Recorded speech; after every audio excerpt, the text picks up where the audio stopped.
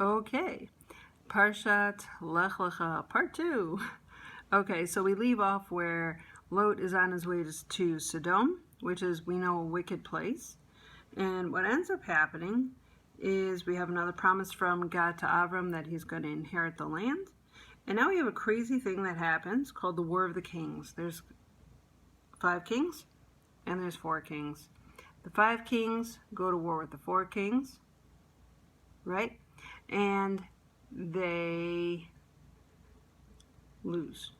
Okay, the 4 kings capture the 5 kings. It's like city-states type of thing. Okay, now one of the 5 is Sodom. So now Lot is captured.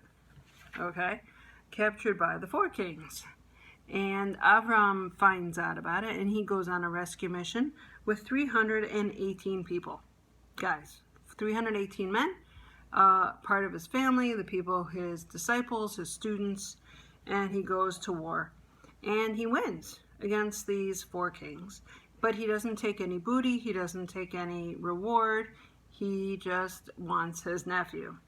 So that's a pretty exciting thing right there. And then what ends up happening is there's now a discussion again with God about inheriting. And he knows he doesn't have children. Avram and Sarai do not have children. But he's worried. He's like, you keep saying I'm going to inherit. I don't have children. How is this going to work? So we have something called the covenant between the parts, where God explains to Avram that his descendants are going to be, in a land that is not theirs for 400 years. We know later that's going to be Egypt, but we don't know that at this point. And but they will come back to this land of Canaan, right?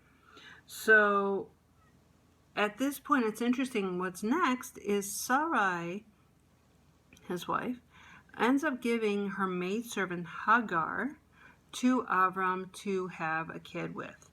Now, what that means is Sarai would raise the kid, but she knows she's not able to have kids herself, so she gives Hagar, her maidservant, to Avram to have a kid with. So what ends up happening is Hagar gets pregnant quickly, and she just disrespects Sarai, and Sarai gets upset, and she throws her out of the house. So what ends up happening is an angel comes and says, you know what, you need to go back, but you are going to have a child, and your child's name is going to be Ishmael, and he is going to become a great nation. What's interesting is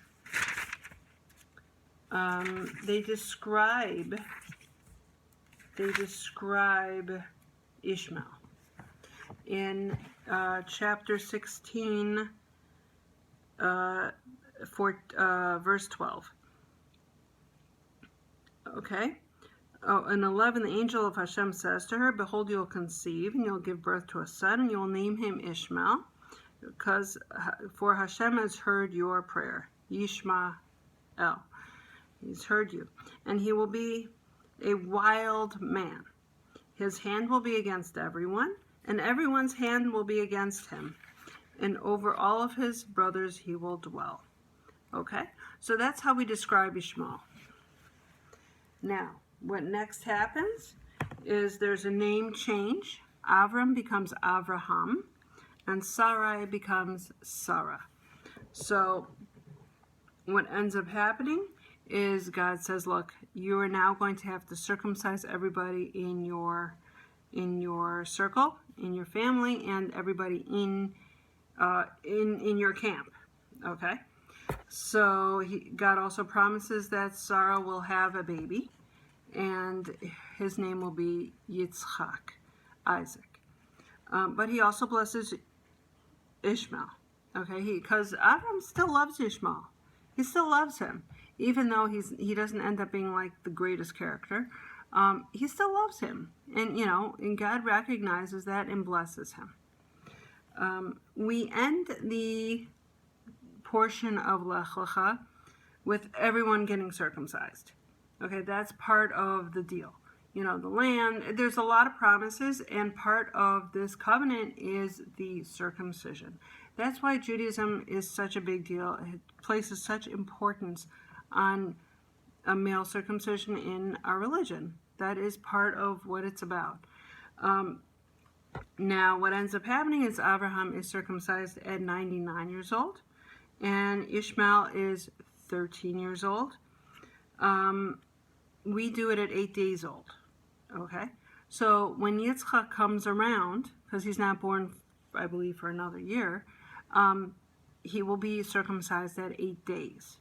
Now, what's interesting is Ishmael, he gets circumcised at 13 years old. Now, what's interesting is the Arabs believe they see themselves as descendants of Ishmael. And they actually have themselves circumcised at 13 years old. That's very brave. So it's just interesting to see where everything begins. The Torah is the beginning. It's part history book, but it's also not a history book.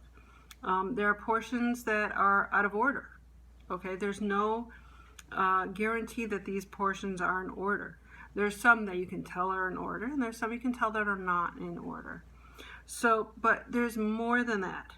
If God wanted it to be a bunch of rules, he could have given us a rule book. You know, 1, 2, 3, 4, 5. You'll do this, you won't do this. You won't do this, you will do this. We could have had one of those. But this is also a book where we learn how to do things. We look at our great people. Their greatness and their mistakes are both in there. And we learn from both of those how we behave and how we should not behave, what we do and what we don't do. There's character development in here. There's rules, but there's more than just rules. It's about living. Okay? So anyway, that is our chapter. That is our portion of the week, Lech Lecha. And I just want to wish everybody a wonderful Shabbat. Shabbat Shalom, everybody. Have a great week and a peaceful week ahead and a great Shabbos. Take care, everybody. Have a great day. Bye-bye.